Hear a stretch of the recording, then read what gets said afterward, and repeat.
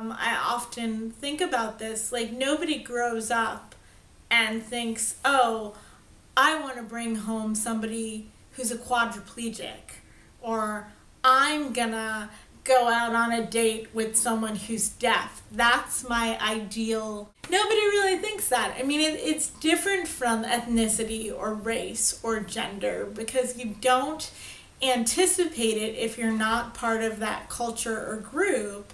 And in some ways, it's the last frontier, I think, because you can, God forbid, go to sleep tonight, wake up tomorrow, get in an accident, and if you're lucky, go to sleep in an entirely different body.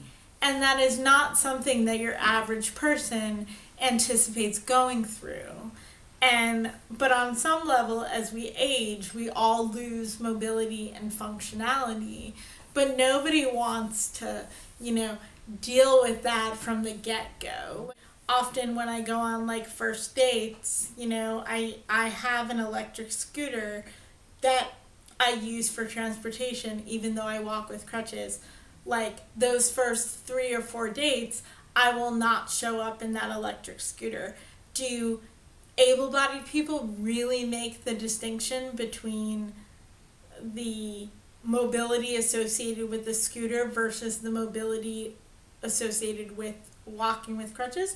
Probably not. Do I associate one being more acceptable than the other? Certainly. So like I won't show up with the scooter until I feel more comfortable with the person.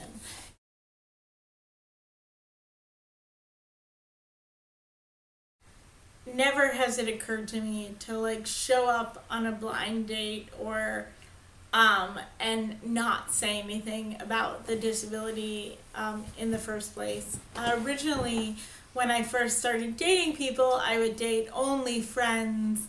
Like my best friend would become the person that I dated, or friends of friends that knew me in that context, people that I felt had an understanding of my physical, emotional situation. And then, when we would break up or things wouldn't work out, even though we started as good friends, and social circles were breaking up and choosing sides, I was like, this is not good.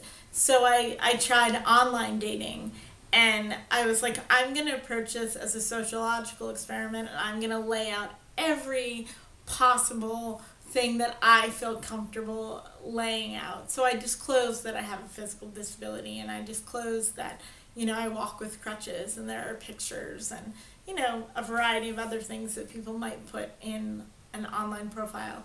I've had, decent amount of success, lots of awkward one-offs, but to really answer your question, like I always feel the need to like overshare or give more information or leave less to the imagination. Like I'm always telling people, look, if you have any questions, let me know. If you feel uncomfortable, we can talk about it. Like I provide a lot more information than I feel like your average person would, just because I never want to be in a scenario where someone is shocked by lack of information.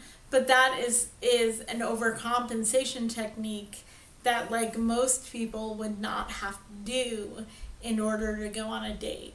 I feel the need to do that. Like I'm constantly talking, like to overcompensate for things that I cannot do. And of course, like all of the photos that I have on like my dating profiles are staged, they're all like the best photos ever.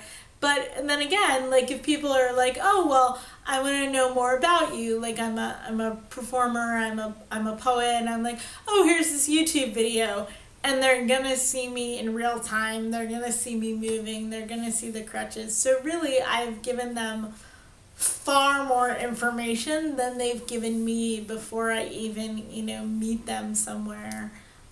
Just on the hopes of evening the playing field. And maybe some people with disabilities feel zero need to do that, but I certainly feel that like that is the best way to go to be equal.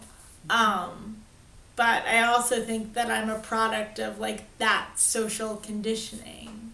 You know, I'm super psyched that I'm like not flat chested, because if I didn't have boobs, I feel like that would be really horrific for everyone involved. So like I'm really glad that my genes, like gave me tits and ass. Otherwise, like I think I'd be virtually ignored, or I would have had lots of plastic surgery before now. And ironically, that would not have done anything to erase the disability, but at least would have given me,